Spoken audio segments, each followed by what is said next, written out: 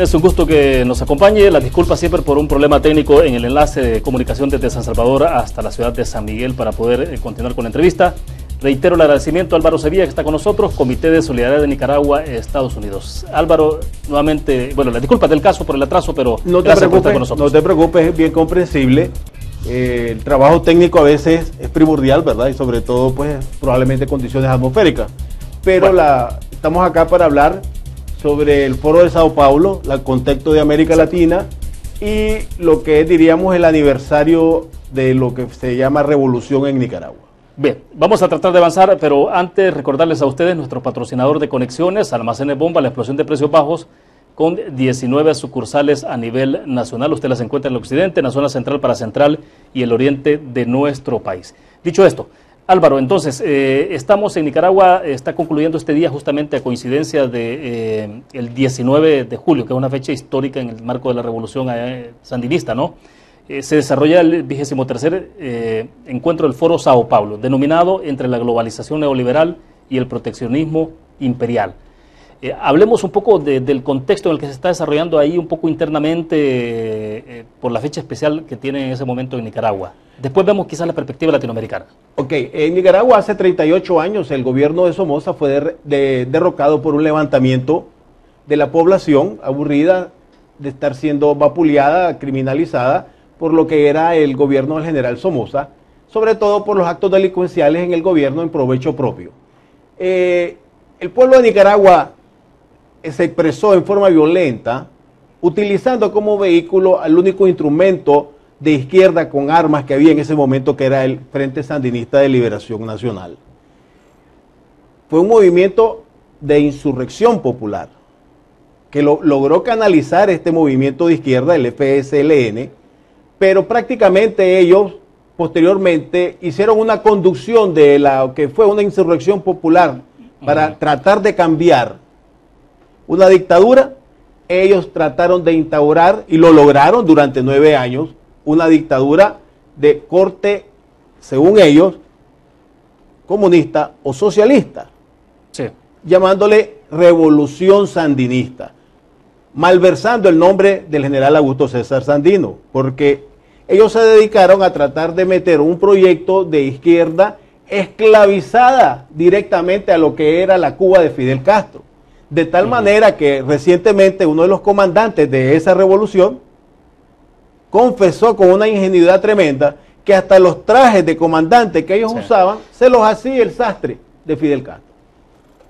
Eso es lo que llegó la dependencia. Ahora, interesante porque justamente este día leíamos una entrevista que hizo la prensa de Nicaragua a Edén Pastora, ¿no? Emblemático comandante. El famoso comandante Cero. Comandante Cero. Y entonces el planteamiento era, bueno, ¿cuál es el problema si ahora, por ejemplo, pues, se pueden usar un BMW, un Mercedes-Benz o un Rolex?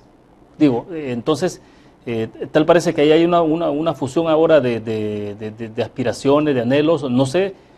¿Qué es lo que ha pasado? ¿Eso de alguna forma dibuja o desdibuja lo que inicialmente inició como ese proceso de revolución? ¿Okay? Después de la oportunidad que tuvo Nicaragua en el año 1990 de poder realizar una votación libre y democrática, vigilada por todos los estamentos internacionales, Naciones Unidas, OEA, etcétera, el pueblo de Nicaragua, utilizando un medio democrático, cambió su destino.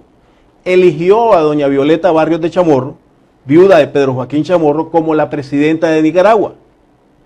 Utilizando este mismo medio, autorizó por voto a estas personas para terminar de una vez por todas lo que se llamaba revolución sandinista. Estos señores llamaron revolución porque se dedicaron a saquear los recursos materiales, el erario público del Estado, en beneficio personal y propio. Pero al mismo tiempo lograron totalmente socavar el estamento judicial de la República de Nicaragua. Poder judicial que actualmente sigue detentando y sigue manejando lo que se llama una dictadura bicéfala, como es la de Daniel Rosario Ortega Murillo en Nicaragua. El poder judicial está en manos de ellos, el poder legislativo está en manos de ellos, el poder militar está en manos de ellos. Ellos son los que manejan y controlan la República de Nicaragua. Presidente Daniel Ortega Saavedra vicepresidente y heredera Rosario Murillo, su esposa, con sus hijos mayores ocupando cargos de ministros de Estado. Ahora bien, ahí se instala entonces, en el marco de ese aniversario de la revolución, del 19 de julio, se instala entonces el Foro de Sao Paulo, en su 23ª edición. Ahora, ¿qué connotación tiene esto? ¿Qué significado? Porque más adelante vamos a ver justamente con lo que mencionabas, parte del texto, casi que de resolución prácticamente que se ha firmado ahí, que tiene que ver sobre el copamiento de los medios de comunicación, de la institucionalidad, ¿ya? Lo veremos más adelante, pero entonces, ¿cuál es el significado de que el foro se desarrolle justamente en ese contexto y se haga coincidir con una fecha como esta? El Foro de Sao Paulo es un instrumento de la conocida izquierda marxista-leninista que está gobernando algunos países de Latinoamérica. Cuba es uno de ellos, Venezuela, que tiene una insurrección popular que estaba lanzándose encima del gobierno para terminar de una vez ese tipo de gobierno. La otro gobierno que le queda bajo ese disfraz es Nicaragua, donde se atreven a decir que Daniel Rosario ganó las elecciones con el 72% del voto popular, cuando las votaciones y las mesas de votaciones fueron a votar nada más el 36% de la población. Eso fue lo que votó, eso es lo que eligió a Daniel. En el marco siempre que se señala de reformas electorales hechas a la medida, ¿no? Hechas a la medida. Porque se modificó los porcentajes con los que se podía ganar. Se podía ganar la elección, ya no era el 51%, sino que se ganaba con el 35 o 36%. Ahora, pero el Foro de Sao Paulo destaca justamente ese punto, ¿no? El triunfo arrollador de Daniel Ortega porque en una elección. La izquierda latinoamericana, lo único que puede destacar ahorita es que Daniel Ortega está gobernando Nicaragua a través de haber ganado unas elecciones. Es lo único que puede destacar. No puede destacar Venezuela, porque hay una insurrección civil del pueblo en contra de la instauración de eso. No puede hacerlo en Cuba, porque ya es sabido lo que en Cuba se hace, que es promocionar a lo que es la palabra de la familia Castro Ruz, que ahora le está llevando Raúl, que es el heredero. Vuélvase a ver, un gobierno heredándose el hermano al otro. En Nicaragua va a ocurrir que el presidente se lo hereda a su esposa o viuda cuando fallezca Daniel Ortega. No pueden realizarlo en Argentina. ¿Por qué no pueden realizarlo en Argentina? Porque la señora Fernández de Kirchner, viuda de Kirchner, está acusada bajo corrupción, salió del gobierno. No lo pueden realizar en Brasil, porque en Brasil el gobierno de Lula da Silva, que estaba, y la otra señora, que no me recuerdo del nombre ahorita, estos salieron de la presidencia bajo los cargos de corrupción más abusivos que usted pueda ver o haber presenciado en toda Latinoamérica. Es el caso de Lula y de Dilma. Dilma, ese es el nombre de ella. Ahora bien, Álvaro, viendo un poco el documento base que se ha discutido en el Foro de Sao Paulo, ¿no? Que decíamos inició el sábado anterior y está terminando justamente esta noche, se hace mucha referencia, por ejemplo, a todo el tema de la corrupción, pero de repente hace referencia en el documento como la corrupción de los otros, ¿ya? Y prácticamente la corrupción de la derecha, del neoliberalismo, etcétera, etcétera. Y se habla, por ejemplo, del tema de enajenamiento por parte de los medios de comunicación, el golpe de Estado, se dice, en el caso de Dilma Rousseff, no se dice que hubo todo un proceso de investigación también que tuvo que ver con el tema de transparencia, con el tema de corrupción, sino de un golpe de Estado, ¿ya? En el caso del triunfo sandinista, por ejemplo, hacen referencias y se destaca, ¿no?, de las alianzas estratégicas con fuerzas contrarrevolucionarias, incluso como elementos innovadores y que le han permitido al régimen de Ortega mantenerse en el poder y escalar. Entonces, ¿cómo es que llega un momento determinado, digamos, que de esos organismos latinoamericanos de análisis de la izquierda se pueda tener una visión de esa naturaleza? O sea, la izquierda latinoamericana... Y no ver tanto hacia adentro, sino todo hacia afuera y hacia los demás. La izquierda latinoamericana es, diríamos, un hijo del pensamiento marxista-leninista que promueven y promovieron los hermanos Castro Ruz en Cuba. Fueron amamantados ahí. La única línea de pensamiento que ellos tienen es instaurar un gobierno por medio militar, o como lo están haciendo ahora y lo quieren lograr ahora, que es utilizando las ventajas de las democracias, utilizando las ventajas del voto libre, utilizando las ventajas del medio de comunicación libre para entronizarse en el poder. Y una vez que toman el poder, eliminar las mismas ventajas democráticas que los llevaron a ellos al poder para continuar gobernando, continúan falseando las votaciones. Pero como un ejemplo instrumento de Ecuador. Sí. En Ecuador todas las encuestas señalaban que iba a ganar el candidato opositor. De alguna manera, de aquellos artes mágicos que usen los tribunales electorales en manos de los personeros de la izquierda, lograron que ganara este caballero nuevamente. El mejor ejemplo de que no se siente seguro el señor Correa es que salió volando hacia Bélgica, huyendo de cualquier tipo de acusación por las corrupciones que cometió en su gobierno. Ahora, pero ¿cómo es que el Foro de Sao Paulo ya va, decíamos, en su 23ª edición y mantiene un discurso retórico en esos términos? O sea, ¿cómo después de tanto tiempo se puede mantener ese nivel? Porque la retórica es lo único que los logra mantener cohesionados, a través de vender la utopía al pueblo, a través de venderle la imaginación de que con un cambio de gobierno hacia la izquierda, el pueblo va a llegar a gobernar. El ser humano en la actualidad, la única manera que tiene de poder lograr un cambio en su manera de vivir es a través de la democracia, a través de las ventajas que la democracia da. No es anulando las ventajas de la democracia que el pueblo va a llegar a gozar del poder. El pueblo puede llegar a gozar del poder cuando lucha y vive la democracia en la cual está viviendo. Esto quiere decir que tenga la capacidad de utilizar los medios de comunicación, de utilizar cualquier tribuna pública para llamarle la atención al político que está de turno gobernando, de que la manera en que lo está haciendo no es la correcta, no es la manera honrada de la administración de los erarios públicos. El erario público lo pagamos todos con nuestros impuestos. Ahora bien, entonces, la realización del Foro de Sao Paulo, Nicaragua, es una bocanada de aire fresco ¿para quién?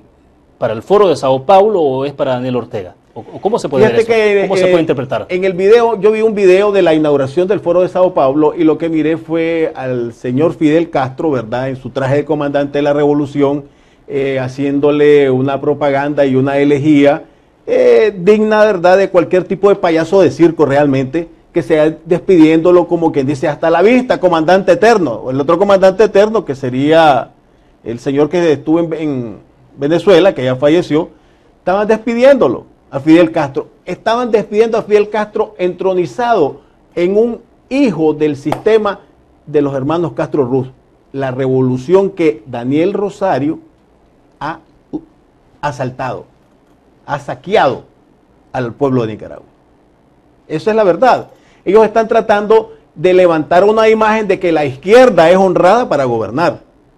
Están diciendo de que la capacidad jurídica de los jueces en Brasil, que logran probar específicamente que el señor Lula da Silva es un corrupto, que logran probar específicamente que la señora Dilma Rousseff cometió actos de corrupción a través del uso de los préstamos del Estado para financiar compañías privadas como Odebrecht, que han corrompido casi toda Latinoamérica e inclusive los Estados Unidos para lograr jugosos contratos, dándole dinero ¿a quiénes? A los políticos venales de la izquierda.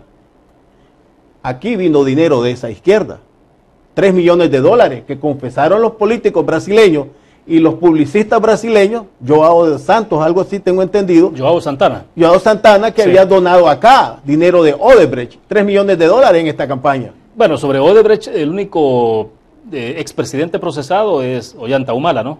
Ollanta Humala, que lo lograron agarrar antes de que se fuera en un avión huyendo. Es la verdad. No han podido agarrar todavía a Cristina Fernández de Kirchner, la han logrado cercar. Ella ahorita está utilizando una manera bastante interesante de que hay una campaña electoral en Argentina y ella quiere ser diputada, porque usted sabe, se elige diputado y no lo pueden acusar de corrupción o de actos de corrupción en el pasado, si no es con prueba casi del 70% de la Cámara de Diputados que te autorizan a que te juzguen. Sí. Ahora, sobre la base del contenido, Álvaro, un poco, porque el documento base que se analizó en el Foro de Sao Paulo, hay algunos, es muy extenso, ¿no? Un documento de 20, 30 páginas, pero hay un párrafo que me llamó la atención y lo voy a leer rápido. Por favor. Me parece que es importante que lo analicemos un poco. Dice, este documento base del Foro de Sao Paulo, la izquierda debe proponerse la toma de todas las instituciones y no solamente la presidencia o las diputaciones.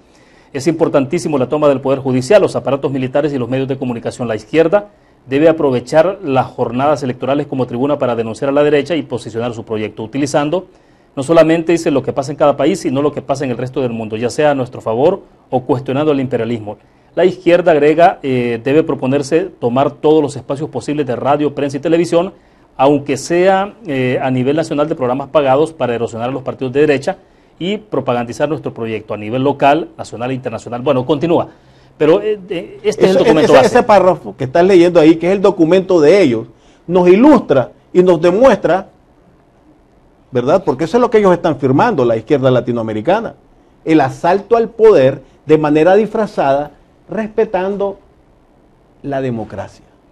Ahora, respetan la democracia, usan la democracia para ascender al poder. Ahí lo declaran ellos. Esa es la principal prueba que para poderlos desnudar íntegramente. Ahora, pero ¿cómo es que hace años atrás este tipo de discursos era imposible leerlo, digamos, o resumido en un párrafo, en un documento interno? Casi siempre se especulaba y siempre se negaba, ¿no? Pero ahora, ¿cómo es que entonces en un foro como este se llega a establecer en un documento, digamos, ya con una meridiana claridad, intenciones, proyecciones, los objetivos? Lo que sucede es que ellos se sienten con la suficiente fuerza, tienen dinero, han saqueado dinero de diferentes países, han robado dinero, tienen empresas rentables de diferentes países, han utilizado el dinero de la República de Venezuela en diferentes países para enriquecerse. Nicaragua es un ejemplo de ello. Hay 4.500 millones de dólares de petróleo venezolano que están invertidos en Nicaragua. Aquí deben de andar por una cifra cercana o corta a eso. Entonces, la izquierda con dinero, la izquierda utilizando los medios de la democracia, canales de televisión, medios de comunicación, la tribuna de la democracia, las elecciones, ¿para qué lo hace? Simplemente para quedarse con el poder. Prometernos que nos va a gobernar mejor que el gobierno anterior, que puede haber sido de derecha o de centro derecha. El problema de la derecha y la centro derecha es que ellos en su manera de gobernar no nos están dando lo mejor de ellos, que es lo que se pide. Justamente eso quería llegar, porque una cosa es que alguien escriba un montón de planteamientos objetivos y trazarse proyecciones, pero si no hay hechos materiales que sustenten de alguna forma o le den base a eso, es imposible echar a andar un proyecto. Pero en América Latina, ¿qué es lo que ha pasado? Es decir, ¿por qué entonces de repente logra tener eco un planteamiento como ese? Sabiendo todo lo que encierra y lo que implica en términos de pérdida de libertades y demás. Entonces, es porque hay una deuda fuerte en las derechas, en términos generales, si le queremos poner ese calificativo, esa viñeta, o qué tiene que ver, o es el ejercicio mismo de la democracia que tiene falencias muy claras. El ejercicio de la democracia implica que cuando un empresario va a tomar la opción de representar al pueblo en política, ese empresario debe de tener el ejemplo de Sebastián Piñera de Chile. Renunciar a los bienes que posee, dejándolos en un fideicomiso cerrado, para que su gobierno sea claro con respecto a la administración del erario público de los países. La izquierda nos prometió eso en el primer gobierno que hizo acá, en El Salvador. La izquierda prometió eso cuando estaban gobernando en Nicaragua con todos los poderes durante casi 10 años, desde el 79 hasta el 1990. La izquierda prometió eso en Venezuela, en un país multimillonario, con precios del petróleo de alrededor de $130, y se dedicó a robar. La izquierda prometió eso en Argentina, y se dedicó a robar. Lula da Silva, el gobierno que iba a ser del obrero, ¿verdad? Ahora aparece su hijo con fincas ganaderas inmensas, él con departamentos multimillonarios, que no saben explicar ni ellos mismos cómo es que los adquirieron. La izquierda prometió en Ecuador un gobierno honrado y ya están saliendo las acusaciones del saqueo que cometió el señor Correa. Ese es el punto. De acuerdo. La administración del erario público en manera honrada. Bien, nos quedamos en ese punto, Álvaro. Cuando regresemos hablemos un poco entonces en perspectiva. ¿Hacia dónde va o ves tú que va la izquierda en América Latina teniendo la experiencia entonces a la luz de lo que está pasando con toda la represión y el corte dictatorial, por ejemplo, del gobierno de Nicolás Maduro? Lo que, bueno, cómo se está moviendo Chile incluso, ¿no? Lo que ha pasado en Brasil, que es fundamental, y un poco la situación de lo que está ocurriendo en Estados Unidos, que ha puesto, digamos, el foco de manera especial, sobre todo por Venezuela. Vamos a hablar después de la pausa de esto. Cuando regresemos tendremos habilitados 2 números de teléfono que estarán apareciendo en pantalla, 2263-0023, 2264-9179, si desean participar para el comentario o la pregunta para nuestro invitado. Recuerdo a ustedes, nuestro patrocinador de conexiones, Almacenes Bomba, la explosión de precios bajos con 19 sucursales a nivel nacional. Regresamos.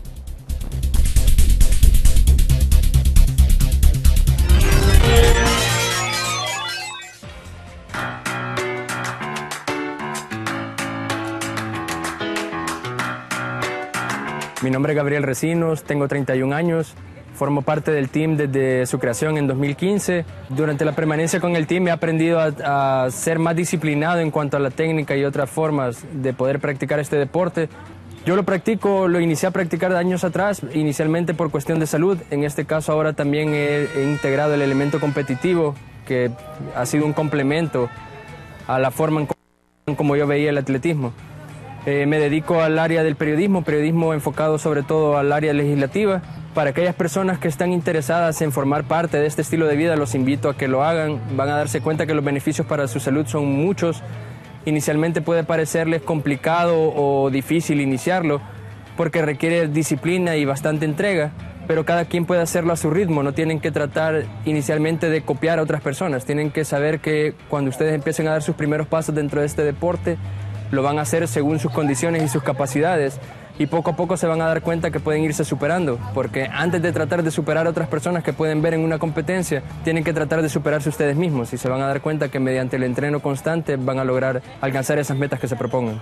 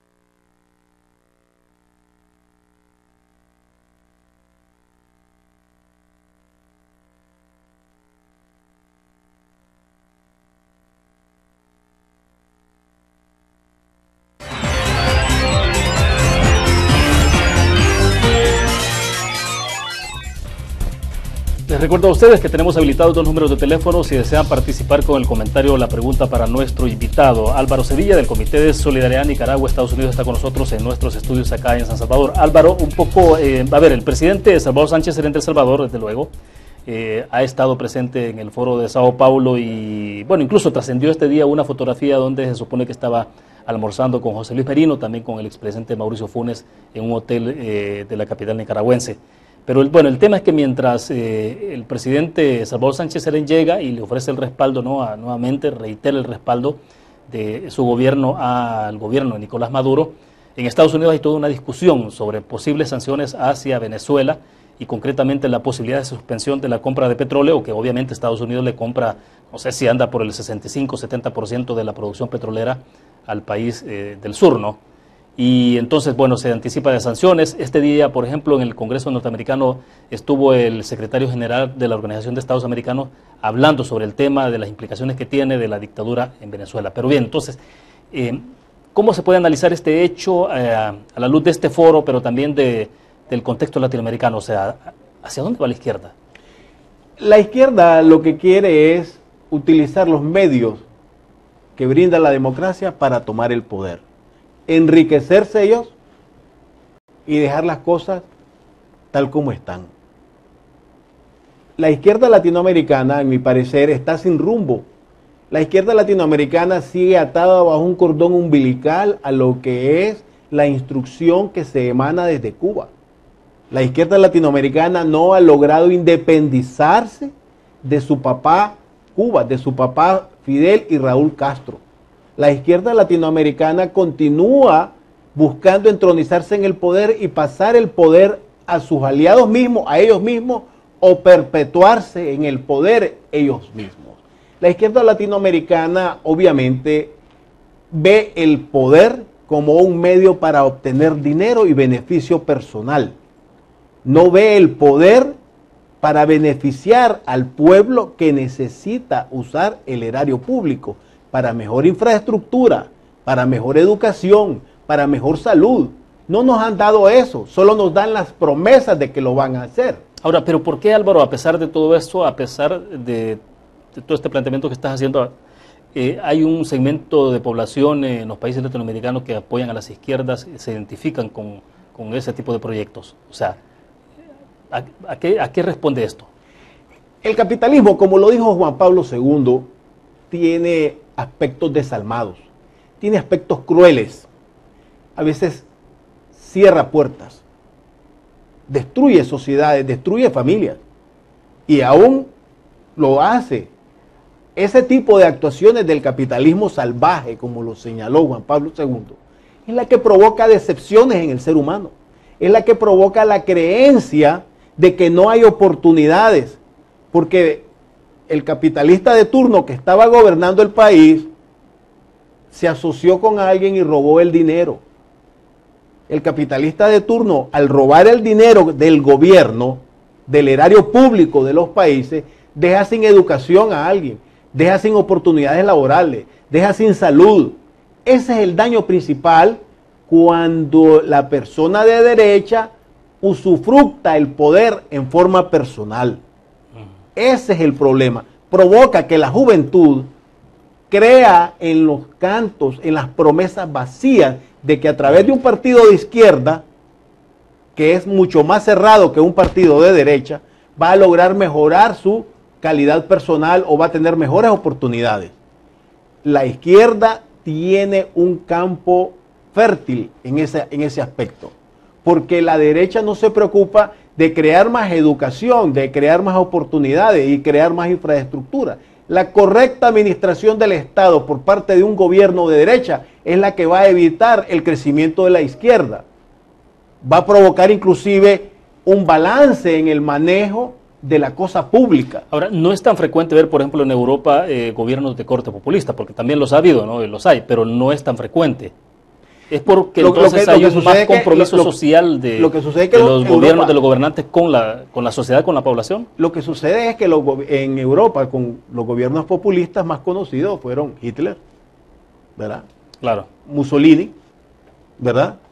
Esos eran gobiernos de corte populista en Europa. Ellos comprendieron y entendieron de una vez por todas que para evitar ese tipo de falsos líderes, ese tipo de actuaciones eran las que provocaban, las que usan el poder en beneficio personal para hacerse los reyes del país, cuando no lo son. No son ungidos por Dios, señores. No son ungidos por el voto que los lleva al poder. Dice Rafael Mengíbar en la cuenta en Twitter: ganar una elección para gobernar es una estrategia y dinero, pero gobernar sabiamente un pueblo es capacidad de desarrollar una nación. Puede ser, pero la capacidad de desarrollo de la nación significa que tiene que tener sentido crítico, tiene que tener sentido orientativo, de orientación por parte de los que acompañan a esa persona en el poder. Las personas que acompañan en el poder al líder que está siendo elegido presidente, no es para estarlo alabando, señores, no es para estarlo diciendo de que es un semidioso o es un dios, es para criticarle los malos actos que comete en la administración del erario público. Esa es la manera en que usted va a lograr superar e independizar un país verdaderamente. Ahora bien, quiero que volvamos un poco sobre el tema que te planteaba hace algunos minutos, el caso particular de Venezuela. Lo que está pasando en Venezuela, hacia dónde camina Nicolás Maduro. Bueno, hacia dónde camina, ya sabemos que lo que se está constituyendo ahí prácticamente es una dictadura, ¿no? Se lo ha dicho el secretario general de la Organización de Estados Americanos, diferentes académicos, bueno, mucha gente, y coinciden que el corte que se tiene, las características, ya es prácticamente una dictadura. Pero bueno, ¿qué tanto puede soportar un gobierno, digamos, y sobre todo con el tipo de advertencias, amenazas que hay de Estados Unidos, del corte del petróleo? ¿Qué salidas tiene Nicolás Maduro en Venezuela? Nicolás Maduro, la mejor solución que tiene es la que le está en la mano que está extendiendo todavía a la derecha. Es la mano que está extendiendo a la oposición, que le dice, negociemos y sal fuera del poder. Es decirle, prácticamente le están diciendo, vete con el dinero que te has robado, a donde ya creo que ya fue a pedir asilo, es mi opinión, ya fue a pedir asilo allá a Rusia, ¿verdad? Fue un viaje relámpago de ida y vuelta, pero realmente Venezuela está paso a paso con la juventud poniendo la sangre para esa independencia. Venezuela está pagando con sangre haber cometido el error de confiar en mesianismos falsos de líderes. Eso es lo que está pasando en Venezuela. Es más, yo creo que la posición que ha tomado la Asamblea Legislativa de Venezuela de comenzar a constituir un gobierno independiente y paralelo a lo que ha dejado Maduro es la mejor actuación. Pero ellos razonablemente lo han dicho, le han dejado una puerta. Salga, váyase, para que no provoque una implosión total, un baño de sangre total. Ahora, pero parece que hoy por hoy hace eso, apunta, o sea, lamentablemente. Es que no, para no eso, parece que... si no entendés por las buenas, dice, si no entendés por señas, pues vas a entender al garrotazo. Va a pasar lo que pasó en Nicaragua, matanza, guerra civil. Ahora, puede pasar lo que pasó aquí, guerra civil, matanza. Ahora, pero el gobierno de Nicolás Maduro se sostiene en este momento por los militares. Y por el dinero. Es un fenómeno interesante de analizar, ¿no? Y se sostiene por el dinero que una corporación norteamericana que se llama Goldman Sachs compró la deuda venezolana a valor de 59 centavos de dólar. Vuélvase a ver. Se ganó eso. Pero el negocio, o sea, con ese dinero, puro y duro. Con ese dinero que le dio Goldman Sachs, una corporación norteamericana, un banco de inversión norteamericano, el gobierno venezolano logró comprar armas todavía, armas represivas, gases lacrimógenos y todo ese estamento que está reprimiendo al pueblo venezolano. Lo logró, va a lograrlo próximamente, quién sabe, pero sí lo que puede suceder si continúa el señor Maduro ahí, ya en los Estados Unidos, el gobierno norteamericano le hizo una advertencia, te puedo dejar de comprar petróleo. Hay un error en esa aseveración. ¿Cuál es el error? No, el gobierno de los Estados Unidos no compra el petróleo. Es una corporación venezolana establecida bajo las leyes de los Estados Unidos, ya Citgo, que tiene una red gigantesca de gasolineras, cuyo principal dueño es PDVSA, que ya se menciona que Putin compró esas acciones de Citgo, es la que compra el petróleo para refinar el petróleo de Venezuela.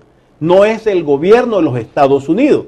Lo que el gobierno de los Estados Unidos puede decir es no más relaciones financieras con Venezuela para esa cuestión del petróleo. Automáticamente corta el flujo. Corta el flujo, ¿verdad? Esa es la medida. Y en esa medida, cuando el presidente de El Salvador, que estamos nosotros en ascuas esperando la renovación del TPS, sale a respaldar la constituyente de Nicolás Maduro, eso es una bofetada inclusive al estar contratando por cantidades millonarias un grupo de abogados en los Estados Unidos para que te comience a decir cuáles son tus oportunidades migratorias para tu población. Esa declaración es una ofensa a esa inversión que está realizando el mismo gobierno de El Salvador. Porque, ¿cómo vas a ir tú a pedir ventajas migratorias para tu población si tú estás contradiciendo lo que es ya una política exterior definida del gobierno que te da amparo a más de 240,000 salvadoreños en los Estados Unidos? Bueno, que justamente se estaba hablando, ¿no?, de $125,000 que estaban destinando para contratar lobistas, oficinas de lobistas en Estados Unidos, que en todo caso es una cantidad pequeña porque en Estados Unidos los lobistas ganan mucho más que eso. Pero bueno, digamos que al final de cuentas es una inversión que están haciendo ahí o un mal gasto, como se quiera ver, porque al final de cuentas en redes sociales incluso había un poco de mofa sobre esto y decían, bueno, pero es que solo basta con dejar de quemar la bandera norteamericana, basta con dejar de apoyar a Nicolás Maduro y con eso se ahorrarían los $125,000. O sea, efectivamente pueden haber señales de otro tipo que son mucho más consecuentes. Claro. Con los intereses de la población, ¿no? Con los intereses de la población salvadoreña, porque Venezuela no nos va a dar refugio a 240,000 salvadoreños que mandan acá cantidades millonarias de dinero que sostienen la economía de este país. Aquí hay una totalmente, yo pienso a veces que el juego es que esos salvadoreños dejen de mandar dinero al Salvador para provocar una implosión de la economía, porque no se olvide de que el marxista-leninista siempre dice obreros y campesinos llegarán hasta el final. No le interesa nada más. Bueno, Delcy Rodríguez, la ex canciller venezolana, ¿no? ¿Sí? Decía justamente el día de ayer de que ellos estaban conscientes de que la lucha iba a implicar el hambre y que si había que morirse de hambre, pues ni modo. O sea, en el extremo, digo, de algunos argumentos que parecen absurdos. Ese es el tipo de izquierda que ellos quieren, la que permite entronizarse en el poder sobre el pueblo hambriento, sobre el pueblo necesitado. Que el pueblo encuentra nada más la única manera de sobrevivirla sirviéndole al mismo gobierno que lo está matando de hambre. ¿Ya? Convertirte en revolucionario de hambre. Ese es el punto de la izquierda ahorita. Ese es el punto de la izquierda en los países que están en el poder. ¿Ya? De los que están en el poder. En Nicaragua, por ejemplo. Ahora, ¿qué países, perdón Álvaro, qué países entonces van quedando como los faros? Los faros de revolución. Para la izquierda, digo, porque un momento determinado fue Cuba, luego se hablaba de Venezuela. Pero bueno, quizás te dejo la interrogante para un poquito después porque tenemos un televidente con nosotros en la línea. Buenas noches, la recomendación, si le baja volumen al televisor y nos dice de dónde nos llama. Buenas noches.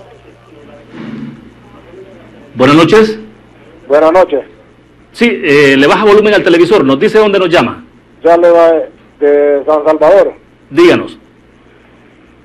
Quisiera que me explicara el panelista si El Salvador va camino al rumbo de Venezuela, de Nicaragua y de Cuba, porque lo que estamos viendo ahorita en la Asamblea y en el gobierno de Sánchez Serén, como salvadoreño me preocupa, porque todos los síntomas apuntan a esa dirección.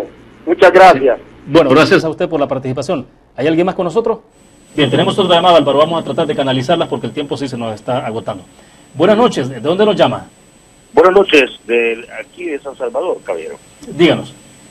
Sí, mire, la pregunta es, si tanto criticamos a la izquierda, ¿a qué se debe que las derechas, centro y desde la derecha, centro, la ultraderecha, sector empresarial, no se unan viendo este gran monstruo y tsunami de la izquierda? Gracias. Bueno, perfecto. Gracias a ustedes por la participación. Vamos a ver, no sé si tenemos a alguien más, si tuviéramos otra llamada. Bueno, nos quedamos con esas dos y la respuesta porque sí nos quedan 4 minutos quizás. Por favor, Álvaro. Algo platicamos ya sobre eso, pero bueno, reiteremos a los televidentes. La primera parte de cuál es el rumbo que lleva El Salvador. El rumbo que lleva El Salvador ahorita, yo creo que ni el mismo partido del gobierno lo sabe. Para mí está dando palos de ciego en lo que es política exterior. Para mí está dando palos de ciego en lo que es en política interior hacia lo que es la empresa privada, hacia lo que es crear oportunidades de trabajo en el país. No es ofendiendo ni intercambiando ofensas desde el poder lo que hace que la economía crezca. No es obstaculizando las aduanas, que hasta ahora estoy viendo que las están abriendo nuevamente, que usted va a lograr que este país levante su economía. Este país necesita el respeto integral de oportunidades que brinda la empresa privada actualmente. Tal vez no sean las mejores, pero es lo que se tiene. En el mundo actual ahorita las cosas no están muy buenas, están críticas. El Salvador necesita abrir su economía hacia afuera, crear más oportunidades. ¿Sabe usted cuánto tiempo toma crear una empresa en El Salvador? Alrededor de 45 días. ¿Sabe usted cuánto toma crear una empresa en los Estados Unidos? 15 minutos a través de internet. Todas las aplicaciones en línea, ¿no? Todas las aplicaciones en línea. Basta y sobra. Aquí en El Salvador va cada un documento para el otro lado, va el documento para el otro lado, pase para la alcaldía para que le firmen, pase para el departamento de impuestos acá para que le firmen, le sellen y le den números. 45 días. De esa manera no se crean oportunidades de trabajo ni las personas pueden tener capital para invertir entre $1,000 a $1,500 para crear una empresa. No es esa la manera. ¿Había de alguna forma referencia sobre el tema de las derechas, todo este tema de la unidad o no, la dispersión, que siempre ha sido como un elemento que también ha estado uno de los problemas que tiene, países, ¿no? Uno de los problemas que tiene la derecha en El Salvador es que todavía no han aprendido a pedir perdón por los errores que han cometido en su forma de gobernar. O sea, ¿no los quieren reconocer? No los quieren reconocer. Yo he estado esperando de que el señor Interiano, con la juventud que lleva y con las canas que le pintan, ya es hora que pida perdón por los errores que cometieron sus gobiernos. De esa manera va a lograr unir a la derecha. De esa manera van a lograr de que esos diputados que están siendo diputados y se van y discuten en público porque llevan su propio proyecto. Pero si no les das la oportunidad de que se expresen en privado, en público cometen errores. Como he escuchado y he leído por ahí, se pegan un tiro en el pie. Yo le recomiendo a la derecha en El Salvador que pida perdón por sus actuaciones del pasado. Bueno, ya nos pusieron una cancioncita de cierre, se nos fue el tiempo. Estamos a la orden. En pocas palabras, ¿cómo se resume entonces lo que está ocurriendo en América Latina y hacia dónde vamos? Hay una manipulación externa en la izquierda latinoamericana. Hay una vivencia de izquierda latinoamericana dedicada al usufructo del poder para el beneficio personal de ellos. Esa es la visión que la izquierda tiene, la que ha llevado en todos los países. El principal empresario en la Cuba de Castro, ¿quiénes son? Las empresas de los hermanos Castro, disfrazadas bajo el sombrero de que son empresas del ejército. Bien. El principal empresario en Nicaragua, Daniel Rosario Ortega Murillo. Bueno, gracias Álvaro. A la orden. Muy amable por tu tiempo. Bueno, terminamos de esta forma Conexiones. Mañana estaremos haciendo un análisis sobre los últimos acontecimientos que está viviendo este país. Estará con nosotros Félix Ulloa y también Paul Steiner. Hablaremos entonces, sin duda alguna, de votaciones en Asamblea Legislativa y demás. Gracias por su fiel sintonía. Que descanse. Buenas noches.